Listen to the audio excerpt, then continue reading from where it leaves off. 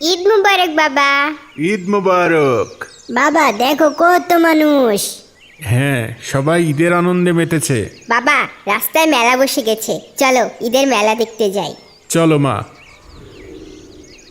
মা, বাবা কখন আসবে? ইফতারের তো আর বেশি বাকি নেই। এই তো এখনই চলে আসবে মা। মা, আমার বন্ধুদের সবার ঈদের নতুন জামা কেনা হয়ে গেছে, আমাদেরটা কবে কিনবা? তোমার আব্বুর কাজ ঠিক মতো হলেই কিনে দেবে বাবা। কুলসুম, ইমরান, কোথায় তোমরা? মা, বাবা চলে এসেছে। বাবা, মা আমরা ভালো ইফতার করব কবে মা? ছি বাবা, এভাবে বলতে নেই। ইফতার যাই হোক তাকেই ভালো বলতে হয় বাবা। আল্লাহ আমাদের রিজিকে যা লিখেছেন তাতেই আলহামদুলিল্লাহ। বছরকার দিন আসছে, ছেলে মেয়ে দুটো বড় হচ্ছে, আল্লাহ ভালো জানে কিভাবে কি হবে। ওর বাবাকে দেখেও কেমন চিন্তিত লাগছে। কি গো, কাজের কি অবস্থা? ঈদের আগে টাকা পয়সা কিছু হাতে পাবা নাকি? আল্লাহ ভালো জানে রোকেয়া, মহাজনকে তো পাওয়াই যায় না। কাল একটু আগে গিয়ে বলে দেখব কি বলে। আর কয়দিন পরেই তো ঈদ, বাচ্চাদের নতুন জামা কাপড় না দিলে কেমন দেখাবে? কি আর করা, এই অবস্থায় তো নতুন জামা কাপড় কেনার সামর্থ্য নেই। আমাদের কি ঈদে নতুন জামা কাপড় হবে না বাবা? তোমরা মন খারাপ করো না, আল্লাহ ভরসা, দেখা যাক কি হয়। মহাজন, একটু কথা বলার ছিল। কিরে মন্টু, কি বলবি? মহাজন, ঈদ তো চলে আসতেছে, ছেলে মেয়েগুলোর কিছু জামা কাপড়ও কেনা দরকার, আবার বাড়িতে কিছু বাজার হাটও করার দরকার। যদি কিছু টাকা পয়সা দিতেন তবে অনেক উপকার হতো। টাকা পয়সা কেমনে দিব বল? দেখছিস না কাজের কি অবস্থা? এই মাসে কাজের অবস্থা ভালো না, টাকা পয়সা কিছু দিবার পারবো না রে। হায় আল্লাহ, এখন কি করব? কয়দিন পরই ঈদ আসতেছে, এবার আর ছেলে মেয়েগুলোর কাপড় দেওয়া হবে না। এখন ঈদের দিনটা একটু খাবারের ব্যবস্থাটা করতে পারলেই তো হয়। আল্লাহ তুমি সাহায্য করো। গত বছর এক বন্ধুকে কিছু টাকা ধার দিছিলাম, দেখি যদি সে ফেরত দেয়। কে? ভাবি, আমি মন্টু। আনিস কি বাড়িতে আছে? কি হয়েছে বন্ধু, এতদিন পর আমার বাড়িতে আইছো? বন্ধু, আমার টাকাটা কি দিতে পারবি? অনেক অভাবে পড়ে গেছি রে। টাকা? কোন টাকা? ওই যে গত বছর তোকে ধার দিলাম, মনে নেই? গত বছর? ওই যে আমার কাছে এসে বললি না অনেক সমস্যায় পড়ে গেছিস, কিছু টাকা ধার দিতে, 1 মাস পরেই টাকা পেয়ে শোধ করে দিবি। আজ 1 বছর হয়ে গেছে বন্ধু, টাকাটা দিয়ে দে না, অনেক অভাবে পড়ে গেছি। তো তুই 1 মাস পরে আসবে না? এতদিন পরে আসছস, টাকা কি নিয়ে বসে আছি? আসছিলাম তো, তুই তো বাড়িতে ছিলি না। তোর বউ বলছিল যে টাকা নিয়ে কি পালাই যাব, ঠিকই দিয়া দিব। আর তুইও তো বলছিলি যে টাকার লাইগা কি ঘুম হইতেছে না, তাই তো এতদিন আসি নাই। এখন অভাবে পড়ে গেছি, তাই আসলে আসছি বন্ধু। টাকাটা ফেরত দিলে অনেক উপকার হবে। উপকার তো হয়, আমিও বুঝতেছি রে। তাছাড়া টাকাকে আমি দিব না বলছি?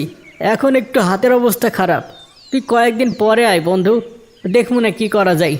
বন্ধু, এইবার আর ঘোরাইস না, অনেক বিপদে পড়ে যাব নাইলে। আচ্ছা আচ্ছা। টাকার কোনো জোগাড় হলো? না রোকেয়া। ওই যে গত বছর তোমার এক বন্ধুকে টাকা ধার দিয়েছিলে, তার কাছে একবার গেলে হতো না? গিয়েছিলাম, কাজ হয়নি। কি বললো? ভুলেই গেছিল যে টাকা ধার নিয়েছে, মনে করিয়ে দেওয়ার পর কয়দিন পর যেতে বলছে। তোমাকে যে চিনতে পেরেছে এই অনেক। হ্যাঁ। তুমি এক কাজ করো, আবার একদিন পরই যাও। এবার একটু অনুনয় বিনয় করে দেখো, যদি কিছু পাওয়া যায় তাই দিয়েই অন্তত এবারে ঈদের খাওয়া দাওয়ার ব্যবস্থাটা অন্তত হবে।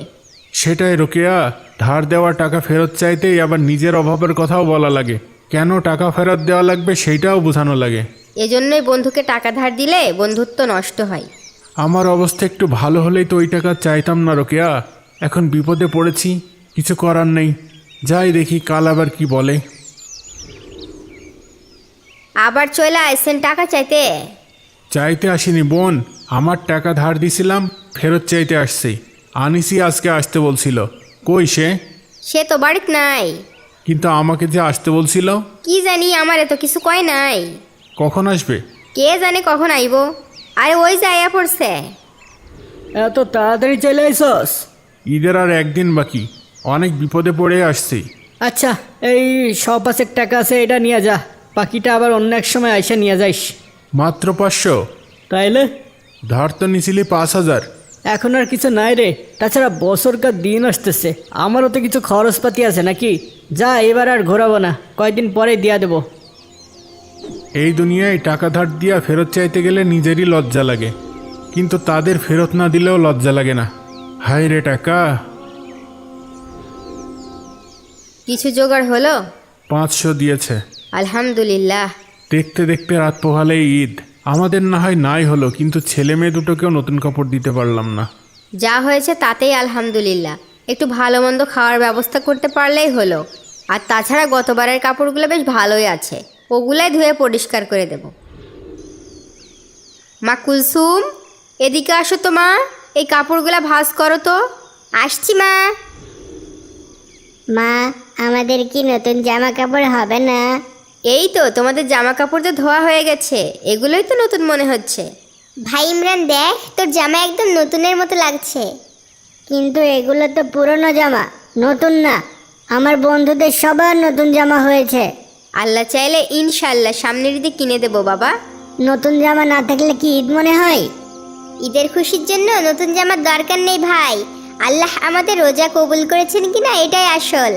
যদি আমাদের গুনাহ মাফ করাতে পারি তবেই আসল খুশি, বুঝেছো ভাই? ঠিক আছে আপু।